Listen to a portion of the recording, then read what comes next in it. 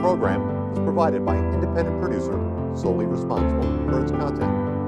The opinions expressed do not necessarily represent the views of this station, its staff, board of directors, or underwriters.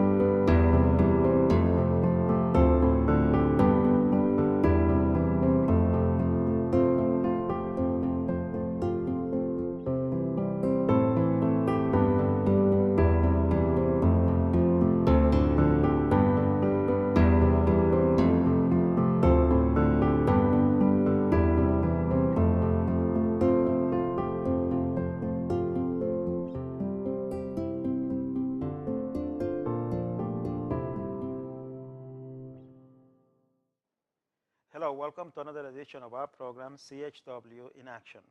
CHW, as you know, means Community Health Worker. I'm a community health worker, I'm a CHW, and I'm always in action to bring you or bring the community of Nashua health education. And this TV program is basically to help us all be more aware of all the health issues that go on in the greater Nashua area. And I bring you guests, community leaders, people that are experts, people that know a lot more about healthcare than I know because I'm always trying to learn. And as I learn, then you learn too. And this week I have the pleasure of having my friend, Lara Quiroga from the New Hampshire Children's Trust with us. I always have a hard time pronouncing that, New Hampshire Children's Trust. But she's with us today. And hello, Lara, how are you? I'm well, thank you. Well, thank you for being here. My pleasure. Now, tell us a little bit about yourself.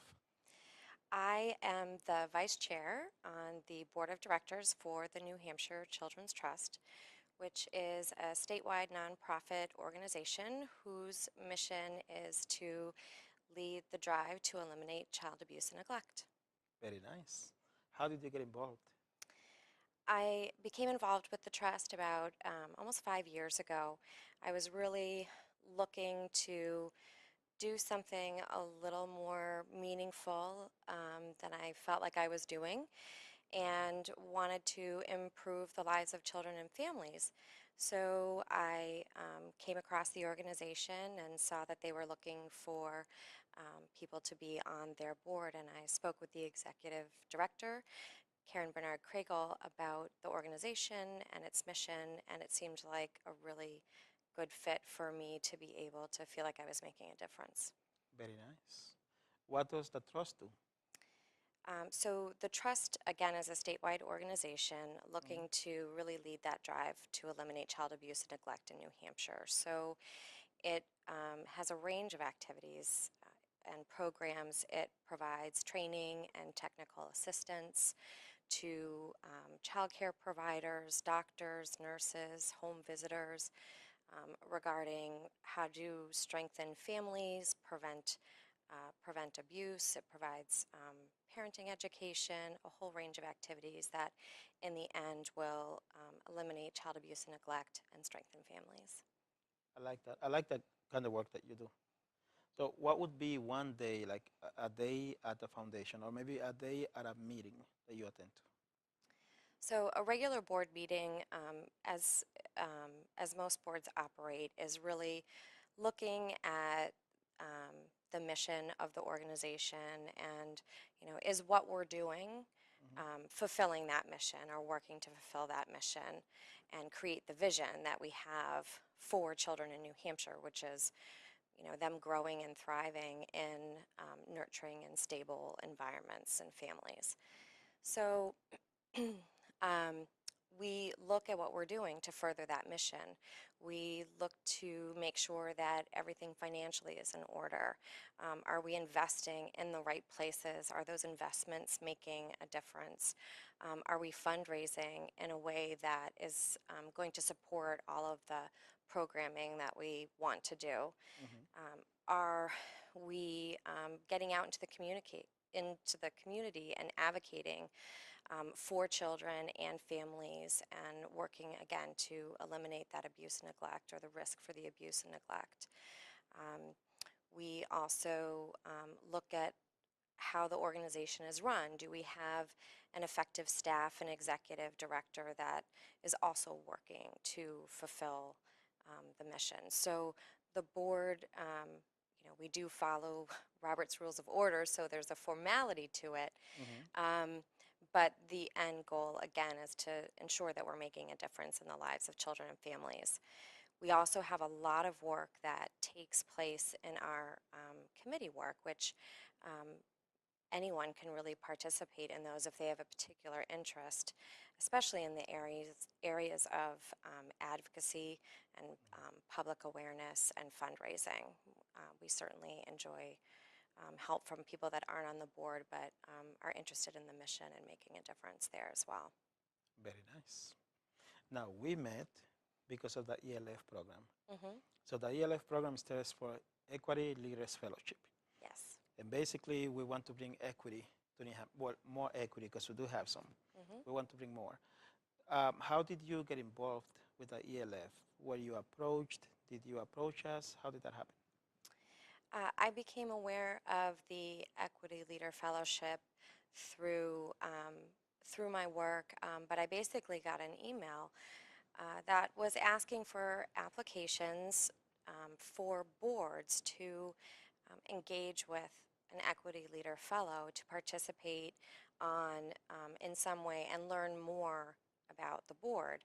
So the New Hampshire Children's Trust was really interested in this because for the past approximately 2 years, we've been looking at how we can diversify our board in a variety of ways: race, ethnicity, gender, age, geography in the state. So we thought that this was a really great opportunity for us to make that happen. We applied for me to be the champion and essentially serve as a guide, if you will, for an Equity Leader Fellow to, again, participate on the board and committees and learn what it's like to participate on a board of a nonprofit. So our application was accepted, and you and I were paired up to work together.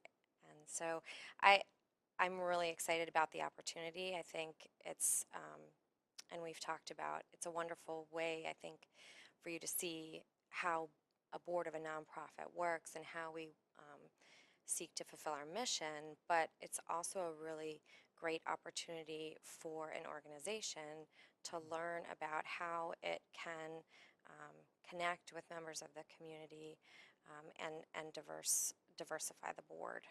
So I think a learning opportunity for all of us. Indeed. I'm very excited to learn more, and I'm very excited that you're my champion. Okay? Thank you.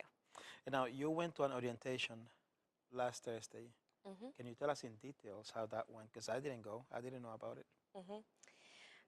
It was really a great opportunity to meet the people from other boards in the state that also applied and were approved to be a champion for an Equity Leader Fellow.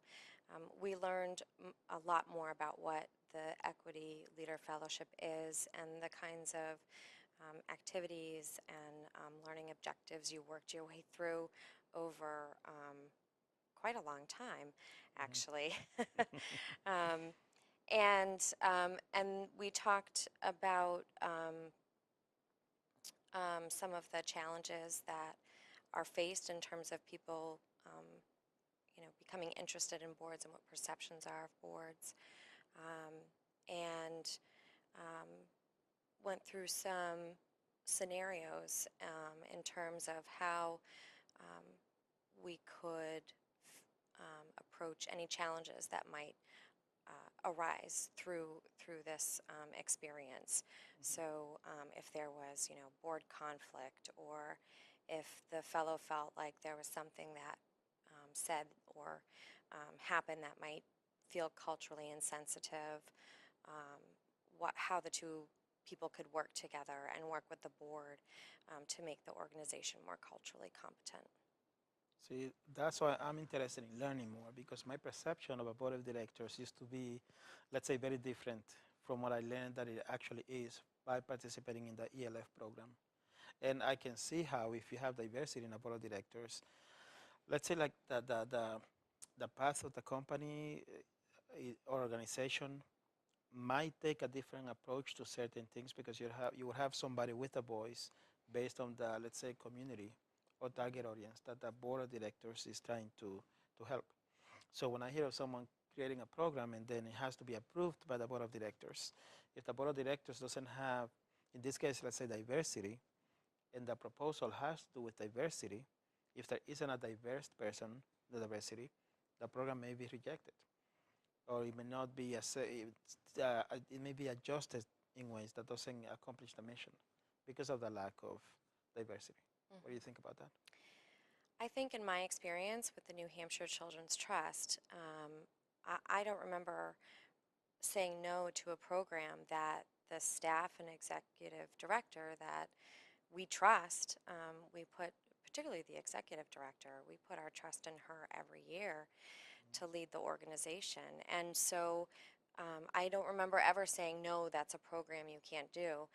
I remember talking about challenges to, implementation or funding it, but the conversation is really always around this is an evidence-based practice, or this is something that we really, believe is going to work. So how can we make this happen? What do we need to do to support the staff and support the executive director in implementing this? I think that there probably are boards out there that are very much like the experience you're probably envisioning, sort of a person at the head of the table with a gavel, and can I get a motion? Can I get a second? Discussion of, in favor, opposed, and that's it. And I have to say that although we do again follow those rules of order, the discussion at board meetings is rich, and we do try and make sure that we're making the best decision for the organization. Again, that's going to carry out the mission. It's really about being a mission-driven organization. That is the responsibility of a board. It is a responsibility, right? A board is responsible for the direction of that company. So the board oversees everything that has to do with that. Okay, so how does a board work in terms of, for the audience, how does a board of director works? For example, I know that a CEO responds to the board. Is that how it goes? So the board, in essence, is the executive director's boss, if you will. Annually, we evaluate the performance of the executive director, but we also do a self-assessment. We look at our own effectiveness to make sure that we know what we're doing, we know what the budget is, we know what the mission is, what the programs are. If there's any areas that we feel we need more education or training. And then we work really collaboratively with the executive director around how to really build on the strengths that we've identified in her or in the board, and to fill in the gaps where we might need more growth. We don't get into the daily operations of the organization. We are not direct supervisors of any of the employees. That's the executive director's job, and whoever she might delegate things to on a day-to-day basis. That's our role, is not to micromanage that. Our role is to make sure that the organization is, through its programs, fulfilling the mission of leading the drive to eliminate child abuse and neglect. Okay, thank you. Do you have goals for your board? We've been working on some of those goals. We are nearing the end of a strategic plan for the organization, a 5-year strategic plan. And our sort of last few pieces really revolve around community education and spreading the word about the work that we're doing and the programs that we offer. We've been working to grow the board. So where we used to run with about 12 to 15 board members, we are now moving up to about 20 board members because we've seen such growth in the organization and a strong, we have a strong budget, and we really feel like outreach and making sure that we're reaching into all of the parts of the state is really important. We can only do that when we have a board that is representative of all of the communities in New Hampshire. Nice. So if I come across someone that could become a board member, what would you like me to say to them? How can I sell your board? If the person that you come across has an interest in eliminating child abuse or neglect in New Hampshire, or strengthening families and really making sure that children and families get the services and supports that they need to be healthy and safe and nurturing and thriving, then the New Hampshire Children's Trust might be an organization they would want to look into. I think that any of the board members at any time would be willing to talk to someone who is interested in serving on the board or on a committee. A great way for someone who is interested in learning more about becoming a board member is to participate on a committee, because they'll be able to interact in an area of interest to them with another board member and learn about the organization through that committee. Again, they can contact any board member. The executive director, whose information is on our website, newhampshirechildrenstrust.org, can connect them with a board member that would fit with where their interests are. But I think, again, if you have an interest in just helping families and children in a way that is not direct service, but more about organizational governance and focusing on mission, then board service might be a way to go. Sounds very good. So now let's say that I know someone in the community that has a program that could enrich the lives of families, and I want to bring them to the board for a recommendation per se. What would be the process to do that? I would say that the first thing would be to contact the executive director, because it would be, as a board, we really, again, look to the executive director as the expert. We're not all experts in actually eliminating child abuse and neglect. We have people from a variety of sectors, that are volunteering for the board. So the expertise really lies with the executive director and her staff. So they're the best people to approach, and they are the ones that could work with that person to see, is it a good fit? Is it something that would support the mission of the organization? And eventually then, if they felt that it was, bring it to the board. Okay. I ask you that because I know people that have gone to organizations with ideas, and they're always told, where the board is meeting next month. We'll present it to the board, and then we'll get back to you, and so on and so forth.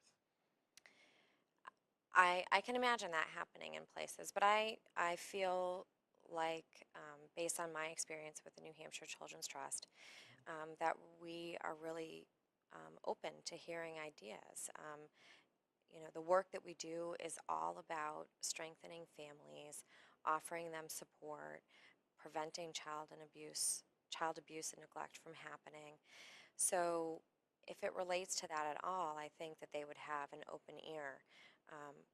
As a board, the ideas for the programs to implement don't come from us. Where we make a decision would be, does it further the mission of the organization, and can we afford to do it? That's it. But again, we we look for recommendations from the executive director and the staff about how this could actually work. Okay. From the time that you've been on the board, have you seen any increases, or how have you seen things change for the better, per se? Let's say that before you joined, or when you joined, the board, the New Hampshire Children's Trust was helping 1,000 families, 1,000 kids. Is it now helping more than when you came in? Is it the same? So the New Hampshire Children's Trust doesn't provide direct services to children and families. We provide the services to providers, so the nurses, the doctors, child care teachers, um, community health workers, home visitors, family resource centers. We provide that training and technical assistance in those programs to them. It actually, doing it in that way casts a much wider net than if we were just providing direct services to families who are at risk or who had suffered from an experience with abuse or neglect. So by reaching out through those family resource centers, through home visiting programs, through the hospitals, we can actually reach a lot more families. So, for example, a program that we have called the Period of Purple Crying, which is meant to reduce child abuse in particular with new families that have a new baby and are really stressed, and they cry, and they have a period of time where they cry a lot, and it's persistent, it's stressful, it seems like there's nothing you can do to get it to stop. And that's oftentimes when you hear about an infant fatality or shaken baby syndrome. So the Period of Purple Crying program works to prevent that. In the time that we've been implementing that program and working to spread its reach into the hospitals, so parents are actually learning about it right there before they even go home. They're prepared. This is going to happen. It's going to really stink. We're going to, give you some things that you can do to reduce your stress and make sure that you don't get so stressed out that something horrible happens to your baby. We're in 80% of the birthing hospitals in the state, which is wonderful, wonderful growth. And in terms of the other programs that we have, the latest data we have, I believe, is from 2013, and New Hampshire saw saw a decline in cases of abuse and neglect. Nice. Which is great. We're serving, we're following that mission. I'm glad to hear that. Yes. Wow. And what do you think specifically is that what's working? I don't personally have the data off the top of my head to say the exact thing. I mean, and I guess I would say it never is just one thing. There's not one thing that's going to work. There's not a switch to turn these situations on and off. I think it's a combination of things, and I think we've found a good combination of things that are working. So we have this outreach to hospitals where doctors and nurses are providing this Period of Purple Crying program to new parents. We are offering support to family resource centers throughout the state in how they can really work to strengthen families, help them overcome any barriers that they might be facing or access services they might be needing. We're offering training and technical assistance to home visiting programs. Home visiting is really important in terms of connecting with families in their homes when moms are pregnant or in the first few years of life, to make sure that they're sort of learning about their child's development, understanding their own needs as a parent, building networks of support in their family or community where they can get any help that they might need. And so all of these things, I think, are having an effect on reducing that child abuse and neglect, and really strengthening and empowering families to um, feel empowered and successful as parents, that they're raising, healthy um, children that are going to be successful in school and grow up to be great parents themselves. Beautiful. My belief is if you have children and they grow up to be good people, then you have a better society. Absolutely. I wouldn't disagree with that at all. And um, so much of the work that the trust is doing, and there's other programs out there too with slightly different lenses, but really those programs and research is showing us that the more positive experiences and responsive, nurturing relationships we can provide children with when they're very young, the more healthy and successful they will be as adults. Beautiful. It's beautiful. I love the way the work that you guys do. So we're coming to the end of the program. So I wanted to ask you: is there any message that you'd like to send out to the community regarding the work that you guys do? I would say visit our website, newhampshirechildrenstrust.org. You can learn more about the programs that we're offering to lead that drive to eliminate child abuse and neglect in New Hampshire. You can read blogs that we have from, I did a blog, I think, about a year ago. Other members of our board have done it as well. Parents and experts in the field have all contributed. You'll see some of the other special events that we do. In April is Child Abuse Prevention Month, so you'll see some blue pinwheels for prevention around the state. There's an auction where we raise money for the organization that 85% of any money that we take in goes right directly to the programs that we offer. So the majority of any funds, and you can certainly donate online as well, go really to making that impact directly with providers. So I encourage everyone to learn more about the organization by going to our website. It's a great place to learn. Beautiful. And real quick, how could I, as a community health worker, be an asset to the foundation? So in terms of actual programming, I encourage you to learn more about the Strengthening Families program and training that we offer. There is a specific training for providers, including community health workers, that you could attend. And it's offered in various regions and times around the state. In terms of participation on the board, I think that you have a voice that is unlike any other that we have on the board at this time. So I look forward to seeing how the experiences that you have had as a community health worker and everything else in your life contributes to the discussions we have about furthering our mission. Beautiful. Well, Lara Quiroga, thank you for being here. We appreciate your presence. Thank you for having me.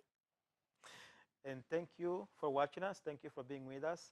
Again, my name is Rafael Calderon. I'm a CHW, a community health worker for Lamprey Healthcare in Nashua. And I just asked Lara how I could help as a community health worker. Because when I do outreach within the community, the greater Nashua community, I come across a lot of families in need. A lot of families that need a little bit of help, maybe a little bit of, let's say, motivation and health education. Because a lot of times when people get sick, it's not because they live a very, very bad lifestyle. It's because they just lack the education to prevent diseases. So part of my work, of course, is to bring health education so that we can prevent diseases. But once someone has a disease, then the goal is to teach that person or work with that person to manage that disease. And with that, I'd like to thank you very much. Thank you again for watching us. Have a nice day.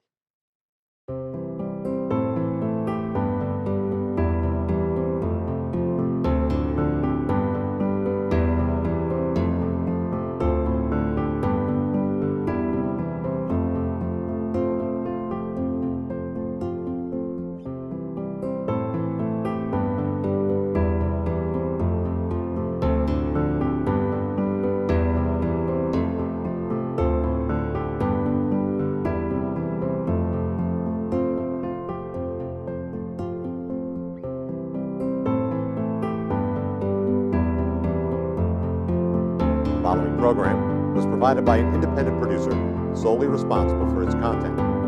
The opinions expressed do not necessarily represent the views of this station, its staff, board of directors, or underwriters.